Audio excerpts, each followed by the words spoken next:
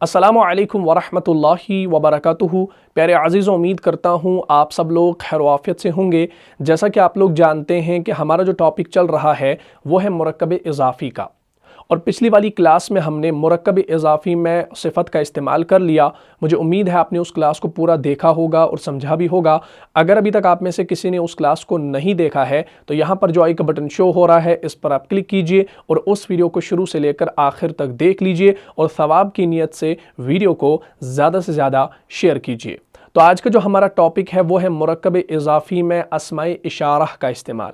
और ये जो टॉपिक है मुरक्कब इज़ाफ़ी का, ये सबसे आखिरी वाला टॉपिक है और इसी के साथ ये मुरक्कब इज़ाफ़ी का टॉपिक अल्हम्दुलिल्लाह आज ख़त्म होने वाला है। फिर हम इंशाअल्लाह नेक्स्ट वाले एपिसोड में अगले टॉपिक की ओर बढ़ने वाले हैं, ठीक है इंशाअल्लाह। तो सबसे पहले यहाँ पर मैं आपको पिछले असबाक दोहरा देता हूँ ताकि आपके जहन में वो ताज़ा हो जाएँ। देखिए, सबसे पहले हमने मुरक्कब नाक़िस को पढ़ा, ठीक है ना, और मुरक्कब नाक़िस की कई अक़साम हैं। सबसे पहली किस्म कौन सी थी? मुरक्कब तौसीफ़ी, जिसमें हमने मौसूफ़ और सिफ़त को बनाना सीख लिया। उसके बाद हमने मुरक्कब इशारी को पढ़ा जिसमें हमने इशारा और मुशारुन इलैह को बनाना सीख लिया। फिर हमने तीसरी किस्म पढ़ी मुरक्कब इज़ाफ़ी, जो अभी तक चल रही है। मुरक्कब इज़ाफ़ी को बनाना आपने सीख लिया, आपने सादा मुरक्कब भी बनाना सीख लिया, जैसे हामिद का घर बैतु हामिदिन, लड़के का कलम कलमु अलवलदी वगैरह वगैरह। फिर हमने जो है इन मुरक्कब इज़ाफ़ी के अंदर ज़माइर का इस्तेमाल कर लिया, जैसे उसका कलम कलमुहु, उस लड़की का कलम कलमुहा वगैरह वगैरह, ठीक है ना। फिर हमने पेचीदा मुरक्कबात भी बनाए, जैसे अल्लाह के रसूल का घर बैतु रसूलिल्लाहि सल्लल्लाहु अलैहि वसल्लम, ठीक है ना। फिर हमने पिछली क्लास में मुरक्कब इज़ाफ़ी में सिफ़त का इस्तेमाल कर लिया, जैसे अल्लाह का बाइज़्ज़त रसूल रसूलुल्लाहिल करीम, ठीक है ना। बाइज़्ज़त अल्लाह का रसूल रसूलुल्लाहिल करीमी, बाइज़्ज़त अल्लाह का बाइज़्ज़त रसूल रसूलुल्लाहिल करीमी अल करीमु, ठीक है ना। हमने ये सारे मुरक्कबात बना लिए। तो आज की क्लास में हम मुरक्कब इज़ाफ़ी में अस्माए इशारा का इस्तेमाल करेंगे और इसी के साथ ही मुरक्कब इज़ाफ़ी का टॉपिक अल्हम्दुलिल्लाह हमारा ख़त्म हो जाएगा, क्लियर हो जाएगा। तो पूरा ध्यान दीजिएगा। तो क्लास शुरू करने से पहले आपसे गुजारिश है कि आपने सबसे पहले मुरक्कब इशारी यानी इशारा और मुशारुन इलैह वाली क्लास को देखना है, तब जाकर आपको आज की क्लास बाआसानी समझ में आ जाएगी।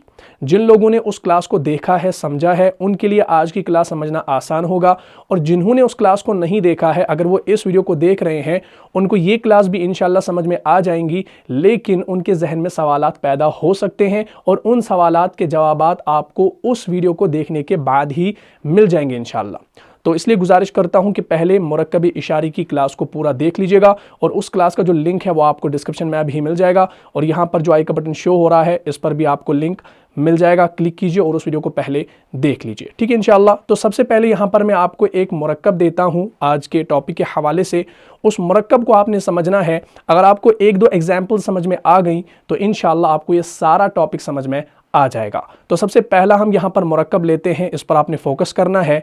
जैसे मैं कहूँ लड़के का ये कलम, लड़के का ये कलम, तो ये जो मुरक्कब है इस पर आपने फोकस करना है। इस मुरक्कब के अंदर ये का लफ्ज़ आया, ठीक है ना, और ये जो ये है ये इशारा है, इसमें इशारा है यानी इशारा करीब है, और इसमें इशारा हो रहा है कलम की तरफ, ठीक है ना, यानी हम कह सकते हैं कि मुज़ाफ की तरफ इशारा हो रहा है, ठीक है जी।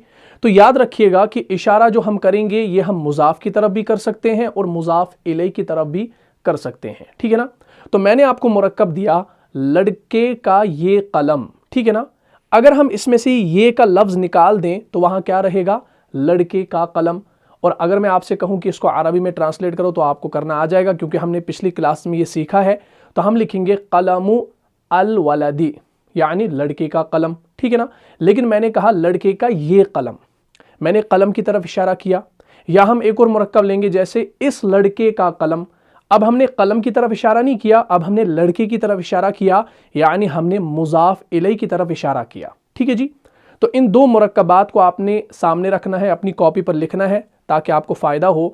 हमने पहला मुरक्कब लिया लड़के का ये कलम, तो हमने यहाँ पर मुज़ाफ की तरफ इशारा किया।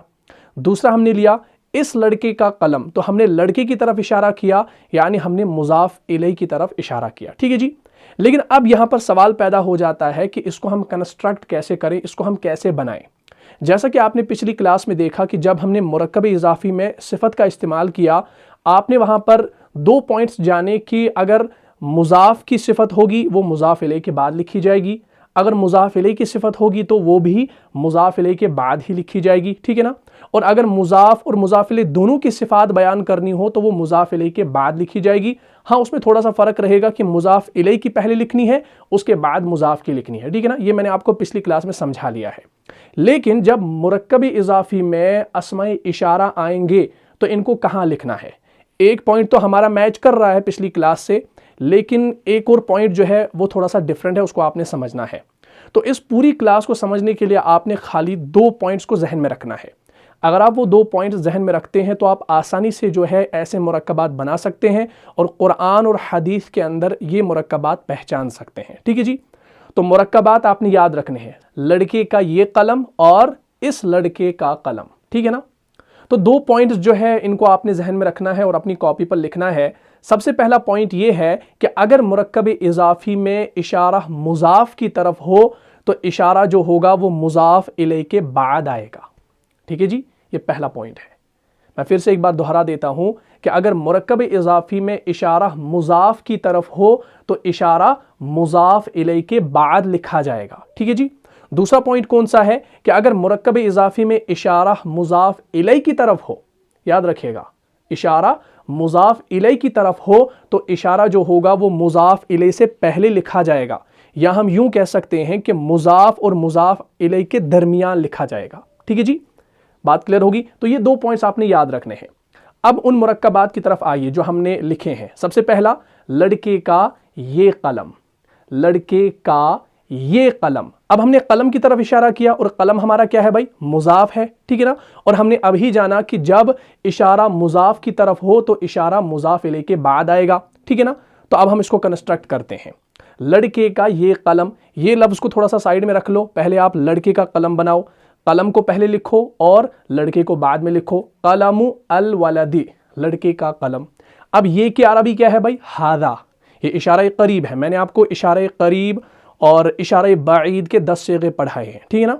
एक हादा हादानी हाउलाई, हादिही हातानी हाउलाई, ज़ालिका ज़ानिका उलाइका, तिलका तानिका उलाइका। ये 10 सीगे हमारे हैं इशारा करीब के और इशारा बाईद के, ठीक है जी। तो हमने क्या कहा? कलमु अल वलदी। अब अल वलदी हमारा मुज़ाफ इलैह है और अब हमने कलम का इशारा लाना है। कहां पर लाएंगे? अल वलदी के बाद, ठीक है ना। तो हम लिखेंगे हादा। तो क्या बना? कलमु अल वलदी हादा, लड़के का ये कलम बन गया हमारा मुरक्कब, ठीक है ना। अब आप इस मुरक्कब को देख लीजिए, इसमें कलमु जो है ये हालत रफ़ा में है तो हादा भी हालत रफ़ा में ही है।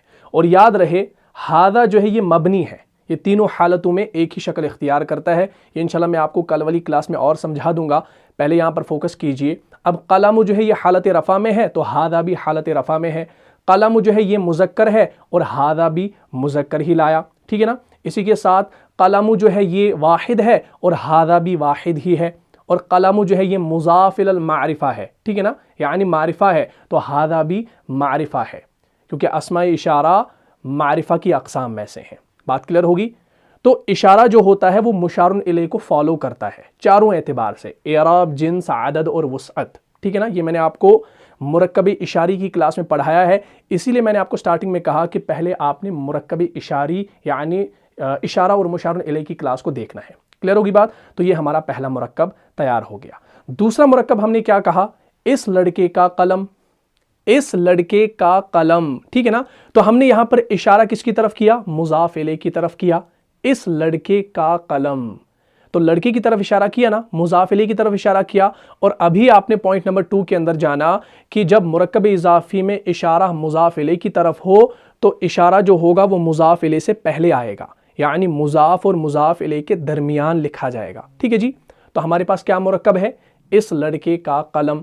अब लड़के का कलम पहले इसको बना लो, तो कैसे बनाएंगे? कलमु अल वलदी, ठीक है ना। लेकिन अब इशारा है इसकी अरबी क्या है? हादा, ठीक है ना। अब आप कहेंगे ये की अरबी हादा है तो इसकी अरबी हादा कैसे बनी? तो याद रहे ये उर्दू मुहावरा ऐसे ही लिखा जाता है, ठीक है ना। हम इस कहते हैं ये को ही, हम ऐसे तो नहीं कह सकते ये लड़के का कलम, नहीं, हम कहेंगे इस लड़के का कलम, माना वही रहेगा हादा, ठीक है ना। अब इस हादा को कहां लिखना है भाई? क्या अल वलदी के बाद में लिखना है या पहले लिखना है? तो आपने अगर दूसरे पॉइंट को जहन में रखा होगा तो आपको पता चलेगा कि अब ये इशारा जो है ये बीच में आएगा, यानी मुज़ाफ़ इलैह से पहले आएगा। तो हम लिखेंगे क़लमु हाज़ा अल वलदी, यानी क़लमु हाज़ल वलदी, इस लड़के का कलम। बात क्लियर होगी? तो इस तरीके से जो है आपने ये मुरक्कबात बनाने हैं। ये बिल्कुल ईजी है। अगर आपने इन 2 पॉइंट्स को जहन में रखा है, याद रखा है, तो इंशाअल्लाह आप ऐसे मुरक्कबात बआसानी बना पाएंगे। ठीक है जी। अब मैं आपको एक और मिसाल दे देता हूं ज़माइर के साथ। जैसे मैं कहूं मेरा ये घर, मेरा ये घर, मेरा ये ज़मीर है, ठीक है ना, ये घर। अब इशारा किसकी तरफ है भाई? घर की तरफ है, यानी मुज़ाफ़ की तरफ है। तो अब हमारा इशारा कब आएगा भाई? मुज़ाफ़ इलैह के बाद आएगा, ठीक है ना। तो हम पहले बनाएंगे मेरा घर। इसकी अरबी कैसे बनाएंगे भाई? घर की अरबी है बैतुन और मेरे की अरबी क्या है भाई? या, ठीक है ना, या आती है ना आखिर में, जैसे मैंने आपको ज़माइर में पढ़ाया है। तो हम लिखेंगे बैती, मेरा घर, बैती, मेरा घर। अब ये की अरबी है हादा, तो इस हादा को कहाँ लिखना है भाई? बैती के बाद, ठीक है ना, या ज़मीर के बाद लिखना है, यानी मुज़ाफ़ इलैह के बाद लिखना है। तो हम लिखेंगे बैती हादा, मेरा ये घर। ठीक है जी। इसी तरीके से आपने बनाना है। जैसे एक और मिसाल मैं आपको दूं, खालिद की ये गाड़ी, खालिद की ये गाड़ी। अब गाड़ी की तरफ मैंने इशारा किया और गाड़ी मुअन्नस है, इसको जहन में रखिएगा। खालिद की ये गाड़ी, खालिद हमारा मुज़ाफ़ इलैह है और गाड़ी मुज़ाफ़ है, ठीक है ना। तो इशारा किसकी तरफ है? मुज़ाफ़ की तरफ है, गाड़ी की तरफ है। तो हमारा इशारा कब आएगा भाई? मुज़ाफ़ इलैह के बाद आएगा। तो हम लिखेंगे सय्यारतु खालिदिन, खालिद की गाड़ी। अब बताइए ये की अरबी हादा है, क्या हमने खालिदिन के बाद हादा लिखना है? आप कहेंगे हाँ हादा लिखना है, लेकिन ध्यान रखना है कि सय्यारतु ये मुअन्नस है, तो हमारा इशारा भी मुअन्नस आएगा, मुताबिकत है ना जिन्स के एतबार से भी। तो हम लिखेंगे सय्यारतु खालिदिन हादिही। अब हादिही आया, क्यों आया? क्योंकि सय्यारतु जो है ये मुअन्नस है, तो हमने इशारा भी मुअन्नस ही लाया। ठीक है जी। जैसे मैं आपको एक और मिसाल दूं, इस घर का रब, इस घर का रब। अब हमने घर की तरफ इशारा किया, मुज़ाफ़ इलैह की तरफ इशारा किया, इस घर का रब। तो घर का रब, इसकी अरबी क्या है भाई? रब्बु अल बैती, रब्बु अल बैती। अब इसकी अरबी है हादा। अब इस हादा को कहां लिखना है भाई? क्या बैती के बाद लिखना है? नहीं। क्यों भाई? क्योंकि मुज़ाफ़ इलैह की तरफ इशारा है, तो इसको बीच में लिखना है, यानी अल बैती से पहले लिखना है। तो हम लिखेंगे रब्बु हादा अल बैती, रब्बु हादा अल बैती, यानी इस घर का रब। ठीक है ना। और आपने कुरान मजीद के अंदर देखा होगा, सूरह कुरैश के अंदर आयत नंबर 106 के अंदर, वहां क्या लिखा है? फलयाअबुदू रब्ब हाज़ल बैती। वहां पर रब्बा है, हालत नसब में है, ठीक है ना। आपका मुज़ाफ जो होगा वो हालत नसब में भी हो सकता है, रफ़ा में भी हो सकता है, जर में भी हो सकता है। तो कुरान में है फलयाअबुदू रब्ब हाज़ल बैती, बस चाहिए वो इबादत करें इस घर के रब की। फलयाअबुदू, बस चाहिए वो इबादत करें रब्बा हाज़ल बैती, इस घर के रब की। तो कुरान में भी आपको मिलेगा, ठीक है ना। इसी तरीके से अगर हम मुसन्ना की एग्जाम्पल लें, जैसे लड़के के ये दोनों कलम, लड़के के ये दोनों कलम। अब 2 कलमों की तरफ इशारा है, 2 कलमों की तरफ इशारा है, और 2 कलम ये क्या है भाई? ये हमारा मुज़ाफ है, यानी इशारा मुज़ाफ की तरफ है। तो हम लिखेंगे कलमा अल वलदी, यानी लड़के के 2 कलम। और ये क्या अरबी है? हादा। अब हादा को अल वलदी के बाद लिखना है, क्या लिखेंगे भाई? हादा लिखेंगे? नहीं, क्योंकि ये इशारा कलम का है और कलम हमारा मुसन्ना है, तो हमने हादा नहीं लिखना, हमने हादानी लिखना है। तो क्या बना? कलमा अल वलदी हादानी, कलमा अल वलदी हादानी, यानी लड़के के ये दोनों कलम। ठीक है जी। अब एक और एग्जाम्पल मैं आपको दे देता हूं, इसको आपने समझना है, ठीक है ना। पहले आपने ये बात जहन में रखनी है, जो हमने अस्मा इशारा पढ़े हैं वो सारे के सारे हालत रफ़ा वाले हैं, ठीक है ना।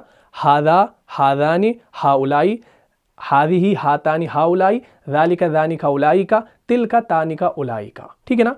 ये जो हमने इशारे करीब के 5 सीगे और इशारे बाईद के 5 सीगे पढ़े हैं, ये सारे के सारे हालत रफ़ा हैं, ठीक है ना, हालत रफ़ा वाले हैं। और याद रहे, इनमें से जो वाहिद के सीगे और जमा के सीगे हैं वो मबनी हैं, मबनी किसे कहा जाता है? जो तीनों एराबी हालतों में एक ही शक्ल इख्तियार करते हैं, जैसे हालत रफ़ा में हादा, हालत नसब में हादा, हालत जर में भी हादा। ज़ालिका है, ये तीनों हालतों में एक ही शक्ल इख्तियार करेंगे, वाहिद और जमा के सेगे, ठीक है ना। लेकिन मुसन्ना के जो सेगे हैं कौन से? हादानी, हातानी, ज़ानिका, तानिका, ये 4 सेगे जो हैं मुसन्ना के, इनकी हालत नसब और हालत जर भी है, उसको इंशाल्लाह हम कल पढ़ेंगे। लेकिन एक एग्जाम्पल को समझ लो, फिर इंशाल्लाह हम इसको कल और डिस्कस करेंगे, ठीक है ना। जैसे मैं कहूँ इन दोनों लड़कों का कलम, इन दोनों लड़कों का कलम। अब कलम जो है ये मुजाफ है और दोनों लड़कों ये क्या है भाई? ये मुजाफ इलैह है। और हमने इशारा किन की तरफ किया? 2 लड़कों की तरफ किया, यानी मुजाफ इलैह की तरफ किया, ठीक है जी। तो जब हमने मुजाफ इलैह की तरफ इशारा किया तो इशारा कहाँ आएगा? मुजाफ और मुजाफ इलैह के बीच में आएगा, दरमियान में आएगा, यानी मुजाफ इलैह से पहले आएगा, ठीक है ना। दोनों लड़कों की अरबी क्या है भाई? वलदानी। और कलम की अरबी है कलमुन। तो अगर हमने दोनों लड़कों का कलम इसकी अरबी बनानी हो तो कैसे बनाएंगे? कलम को पहले लिखेंगे और दोनों लड़कों को बाद में लिखेंगे। तो हम लिखेंगे कलमु अल वलदैनी। अल वलदैनी क्यों लिखा? अल वलदानी क्यों नहीं लिखा? क्योंकि दोनों लड़कों, ये मुजाफ इलैह है और मुजाफ इलैह मजरूर हुआ करता है, तो हमने वलदानी नहीं लिखा, अल वलदैनी लिखा, हालत जर। तो क्या बना? कलमु अल वलदैनी। क्या मतलब? दोनों लड़कों का कलम। लेकिन हमने कहा इन दोनों लड़कों का कलम। अब इन दोनों लड़कों, अब इशारा हमने 2 लड़कों की तरफ किया, हादानी, ठीक है ना। लेकिन अब ये इशारा जो है ये मुजाफ इलैह की तरफ है और हमारा जो मुजाफ इलैह है ये हालत जर में है, तो इशारा भी कौन सा आएगा भाई? हालत जर वाला ही लाना है, ठीक है ना। मुताबिकत है ना, एराब के एतबार से मुताबिकत है, इशारा मुशारुन इलैह को फॉलो करेगा। तो हमने लिखना है कलमु हादैनी अल वलदैनी, कलमु हादैनिल वलदैनी। अब ये हादैनी कहाँ से आया? ये तो आपने पढ़ा ही नहीं है, इसीलिए मैंने आपको कहा ये मैं इंशाल्लाह आपको कल वजाहत के साथ पढ़ा दूंगा। और हमने मुसन्ना के जो सेगे हैं उनकी हालत नसब और जर को भी सीखना है इंशाल्लाह, फिर आपको एग्जाम्पल समझ में आ जाएंगी। कल इंशाल्लाह हम इसको मज़ीद पढ़ेंगे और मज़ीद में इंशाल्लाह आपको एग्जाम्पल्स दूंगा, तो आपको ये सारा इंशाल्लाह समझ में आ जाएगा, ठीक है ना। तो इस एग्जाम्पल को जहन में रखो, अपनी कॉपी पर नोट करो, कल इंशाल्लाह हम इसी से शुरुआत करने वाले हैं। तो क्या कहा मैंने? कलमु हादैनी अल वलदैनी, इन दोनों लड़कों का कलम। बात क्लियर होगी? तो मुझे उम्मीद है आपको यहाँ तक ये पूरा टॉपिक जो है समझ में आ गया होगा। बस आपने वो 2 पॉइंट्स याद रखने हैं, 2 रूल्स याद रखने हैं, तो आप आसानी से जो है ऐसे मुरक्कबात बना सकते हैं और इशारा को इस्तेमाल कर सकते हैं। तो मुझे उम्मीद है आपको ये क्लास अच्छे से समझ में आ गई होगी। अगर आपको इस क्लास से फ़ायदा हुआ है तो अपने दीनी भाइयों और बहनों में इसको लाज़मन शेयर कर दीजिए। अगर आपको कोई भी पॉइंट समझ में नहीं आया है तो आप कमेंट बॉक्स में हमें पूछ सकते हैं, इंशाल्लाह हम आपकी ज़रूर रहनुमाई करेंगे। मिलता हूँ इंशाल्लाह नेक्स्ट एपिसोड में, तब तक के लिए आप खुश रहें, सलामत रहें, अमन व हिफाजत में रहें। अस्सलामु अलैकुम व रहमतुल्लाहि व बरकातुहू। जान जा जान से भी प्यारा है, जान जा जान से भी प्यारा है, रहनुमा मुस्तफा हमारा।